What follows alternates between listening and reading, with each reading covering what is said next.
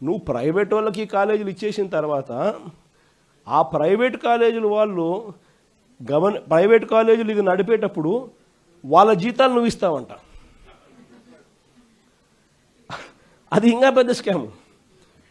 నువ్వు ప్రైవేట్ వానికి ఇచ్చేసిన తర్వాత ఆ private college private teaching hospital వాళ్ళు నడిపేటప్పుడు వాళ్ళ జీతాలు గవర్నమెంట్ ఇస్తుందంట. అంటే నెలకు ఒక్కొక్క కాలేజీలో కనీసం 5 కోట్ల జీతం మినిమం. అంటే నెలకు సంవత్సరానికి ఒక్కొక్క కాలేజీకి 60 కోట్లు, 2 ఏళ్ల పాటు కనీసం అంటే 120 కోట్లు ఒక్కొక్క కాలేజీకి ఎదురు వస్తుందన్నట. చెనిక్కాయలకు బెల్లాలకు ఈయన మనిషికి కాలేజీలు కట్టబెట్టడమే కాకుండా మళ్ళా ఎదురు 120 కోట్ల రూపాయలు ఎదురిస్తున్నాడు.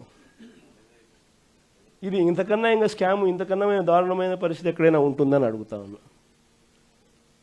ఇవన్నీ రేపొద్దున మనం ఇన్ని ప్రయత్నాలు చేసిన తర్వాత కూడా ఎక్కడన్నా కూడా చంద్రబాబు నాయుడు వినకుండా దీనికి ముందుకు తీసుకొని పోతే మాత్రం ఆ తర్వాత కాలేజీలు తీసుకున్నోడిని మాత్రం మనం అధికారంలోకి వచ్చిన వెంటనే 2 నెలలు జరగక మునిపే అందరు జైళ్ళల్లో ఉంటారు.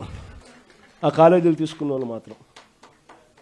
స్కాములు అనేది మదర్ ఆఫ్ ఆల్ స్కామ్స్ కింద ఇది నిరూపితమవుతుంది. అంతటి దారుణంగా ప్రజలకు నష్టం జరుగుతుందని కనిపిస్తూ ఉన్నా కూడా ప్రజలు దీనివల్ల ఉచితంగా వైద్యం పొందే అవకాశం పోతుందని తెలిసినా కూడా మన పిల్లలకు తక్కువ ధరకే, ప్రైవేట్ కన్నా చాలా తక్కువ ధరకే మన పిల్లలకు మెడికల్ కాలేజీలలో సీట్లు వచ్చి చదువులు అందుబాటులో ఉంటాయని తెలిసినా కూడా ఏమాత్రం ఖాతరు చేయకుండా చంద్రబాబు చేస్తూ ఉన్న ఈ తీరుకు చంద్రబాబు నాయుడుకు గట్టి గుణపాఠం మాత్రం ఖచ్చితంగా తగులుతుంది. మరి ముఖ్యంగా ఈ విషయాలన్నీ చెప్పడానికి మిమ్మల్ని అందరికీ మీ ద్వారా ప్రతి కార్యకర్తకు ప్రతి గ్రామంలోనూ కూడా అభినందనలు కూడా తెలియజేయడం కోసం అని చెప్పి మిమ్మల్ని అందరినీ కూడా ఆహ్వానించడం జరిగింది. గవర్నర్ గారి దగ్గరికి పోయే కార్యక్రమం ఏదైతే ఉందో అందరినీ వాళ్ళు పర్మిషన్ అయితే ఇవ్వలేరు కాబట్టి 40 మందికి మాత్రమే వాళ్ళు పర్మిషన్ ఇచ్చినారు. సో 40 మంది జిల్లా అధ్యక్షులు, ఎమ్మెల్యేలు, ఎంపీలు వీళ్ళే వాటికి సరిపోతుంది.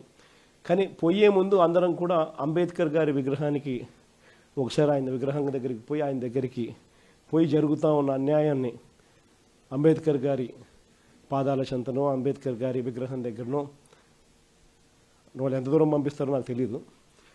వాళ్ళు ఈ చంద్రబాబు నాయుడు అనే ప్రభుత్వం అనేది పూర్తిగా అన్యాయమైన ప్రభుత్వం కాబట్టి అంబేద్కర్ గారిని దర్శించుకొని ఆయనకు కూడా జరుగుతూ ఉన్న అన్యాయం కాపీనిగా ఆయన దగ్గర ఒకసారి పెట్టి అటు నుంచి అటే 40 మంది మీ గవర్నర్ గారి దగ్గరికి పోయే కార్యక్రమం చేస్తాం. సో అక్కడి నుంచి గవర్నర్ దగ్గరికి అనేది పక్కనే ఒక 300 మీటర్లు ఉంటుంది. సో అంబేద్కర్ గారి విగ్రహం దగ్గర వరకు అందరం పోదాము. అక్కడ అంబేద్కర్ గారి విగ్రహం దగ్గర మనం పెట్టే ఈ విన్నపాన్ని పెట్టే కార్యక్రమం ఏదైతే ఉందో అది కూడా అందరం కలిసి చేద్దాము.